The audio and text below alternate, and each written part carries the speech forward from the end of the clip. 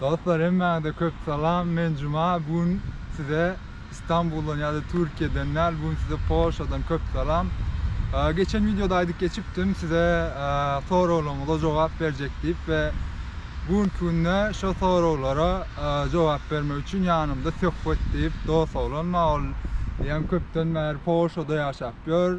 Nereden seyretseniz bir yıl beri Polşa'da yaşap işlapıyor.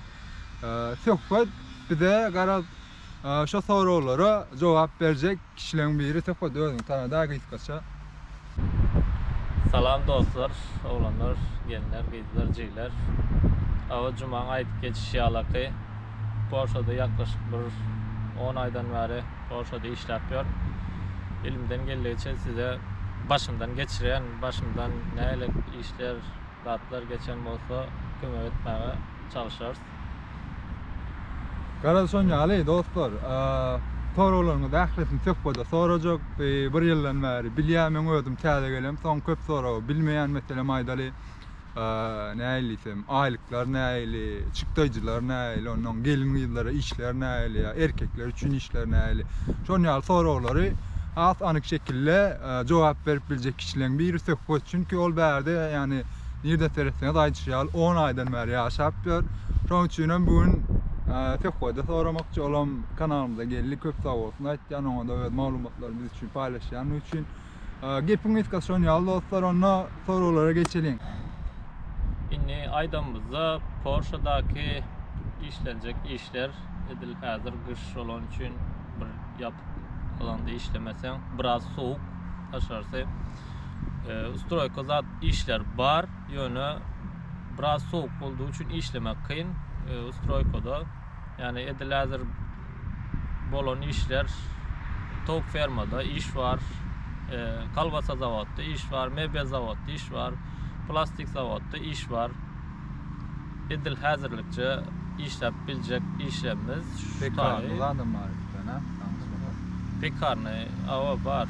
O firmadan bir ayrı olup geçiyor pekarne. Hemen o tayam ervettel işi gowy yani içeride işleyen pekarnada. Men özüm etýän işim hazır kalbasa zavatda işleyen aylık ýa-da pestel $1000 geçe ortaça aylık şu ayda yani edil ondan köpe alarsın diýemek yani ortaça aylıkları $1000 alıp bolýar. Guruluşda da işleýänler ama aýlygy $1000'dan üstü bolýar. Yani ýalnys Guruluşda işleyenler biraz saat köp işleýärler, bizden köp işledikleri için bizden biraz ýokary aylık alıp bilýärler. Ustroykada yani ustroykadan başyň çyksa yani raboçy bolsa o taýda da yani ortaça aljak aýlygyň $900, $1000 alıp bilýär. O taýda da. Yani olar 10 saat, 12 saat işleýärler ustroykada. Bizim işleyen işimiz saat 8 saat, 8 saatdan köp iş berenek, saat berenek. Yani köp işleplersin yani saatı yazılmaya. İşlesen de. Bir hepden altını iş, bir onun boş da olur. Bir hep. Çok inni ikinci sorum, esas soruların biri geçen videoda tesirlerde öğren köp kişi soru düşünü. O sorum zenanlar için işler var mı? Ve haysi işler var soramda. Zenanlar için işler var. Polşa'da edil gelin kızdan gelip işlep bilecek işleri ağramda yani ortaça saatleri 8 saat 10 saat işler var Polşa'da. Geçecek işleri gelin kızdan tavuk ferma var, kalbasa da var, gelin kızdan işlep bilecekleri plastik zavod var, karabka zavod var, ayrıca gülçülük var, gülekmeli, zaletmeli. Pekarnada işlep bilýärler, gelin kızlar. Pasta zat yap bilýän bolsalar, has zat ortaça aýlyklara gowrak bolar. Pastadan zaten baş çykýan bolsalar, birazjyk dil bilýän bolsalar, ingilisçe, orçça bilýän bolsalar, magazinlarda iş var. Magazinlarda işlep bilýärler. Garat gelin kızlar üçin hem iş bar yani, doğrudan iş mümkinçiligi bar. Şon ýaly. Indi sohbet başga bir soru bolsa şu, Polşa'da galma ýeri näýil yani? Nerede galın ya? Mesela işe gelseler, kızlar, oğlanlar nerede galipler? Polşa'da işe geldiğinde işe başlayacak yerinde firma ya yatak jaýyny aýarlap berýär özleri firma. Onun üçin bir tutum bolýar, ýani bir $150 ýalyky tutum bolýar. Firma öz berdi. Edil bizim firmamyz şoň ýalyky tutum bolýar. Ýani başga firmalarda değiş üýtgäp bilýär. Ýani $60, $80 ham alýan ýerler bar firmalarda. Yani özün birazcık bärik geldikden sonra, biraz ýitrak boldukdan sonra, öwreşdikden sonra, çevrende öwrendikden sonra özün asaby kwartirada çykyp bilýän. Kwartiralar hem onýaly gymmatda.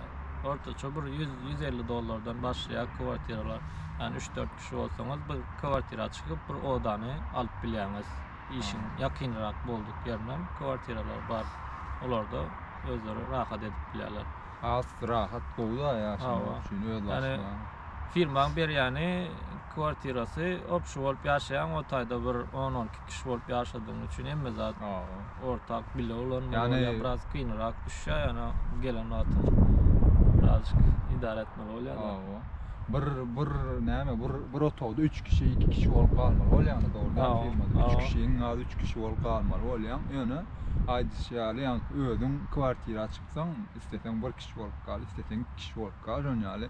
Indiki soru bolsa şu çykdyjylar näl? Mesela maýdaly Polşada ýani bir aýdan ýaş çykdyjy bolýar aýlykdan daşary özüň şurada ýaşandy, näme diýen iýiş üçin näçe şol bir aýdyp berýän. Çünki iň köp soralan biri hem şu çykdyjylar nälik soraýarlar. Oğlanlar diýdiler, şuna jogap bersen. Porsche işe geldikten sonra bärik çykdyjylar hem başlaýar diýen ýalyky işe başladıktan sonra eger firmaň beren öýünden aýrylsaňyz, kwartirasyndan aýrylsaňyz, ýani çykdyjylaryňyz başlar. Birinjiden kwartira tutarsaňyz, kwartira berersiňiz pulny $150'dan. İlk giren wagtyň alarlar o pulny.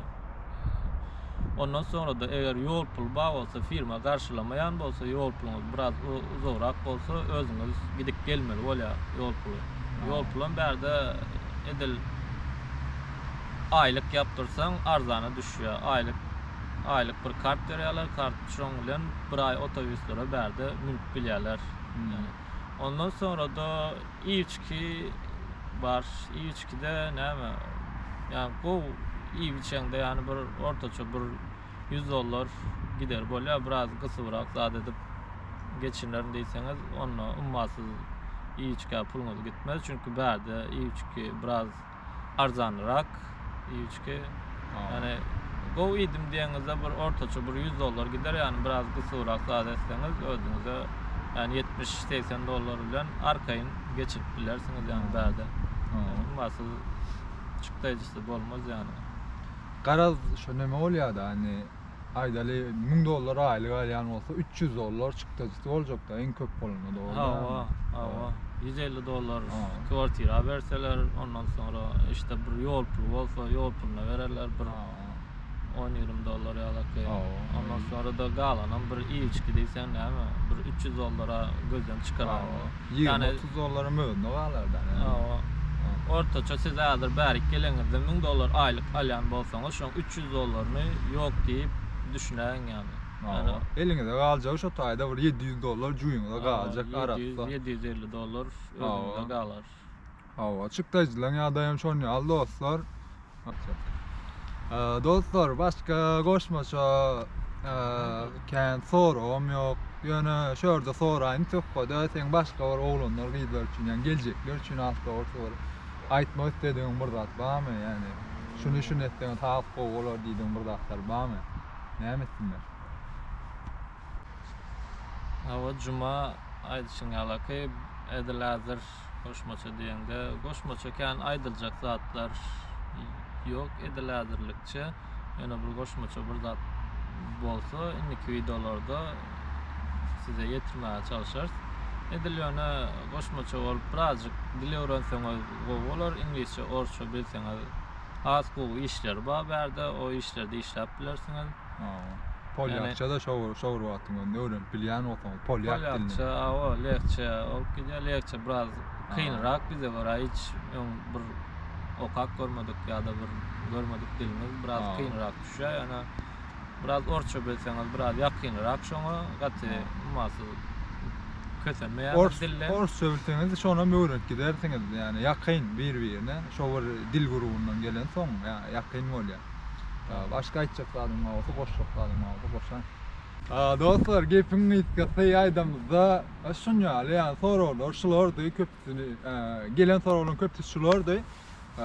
Tökbede köp tawasyny aýtýan soralara jogap bereni üçin köp tawal jaňa tawasyn minnetdar. O kanalmy benim üçin köp tawal. Şonýaly dostlar. Dostlar, gepiň tümmek ýeri video şundan ibaretdi. Videony halan bolsaňyz tesir ýazmagy, like basmagy, kanala agda abone bolmagy ökmäni, suratda unutmaň.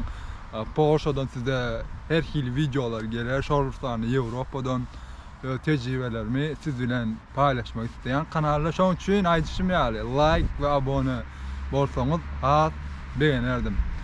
Başka da dostlar aýtjaklarym ýene orada we galyň geýnin, ören galyň geýnik gelin. Çünkü gaç soğuk durur ýerler şu kamerada görünýän bolsa bilemok, yani soğukdan elimi dayağımız kızardı. O derece soğuk. Gepiň ýetgäs şonýaly dostlar. Sağlık bilen galyň, sağman galyň. Şu ýerde ýene burada ýatdan çykartdym. Dur ne. Şulam biziň kameraman ýatdan çykypdyr. Gyzyl ýaly bolanyň beri sadece ol Ahmetcan. Sağ ol, sağ ol. Davay. Sağ olun. Urayda elim o. Vur bile. Bu da güzel, al bu bile. Davay.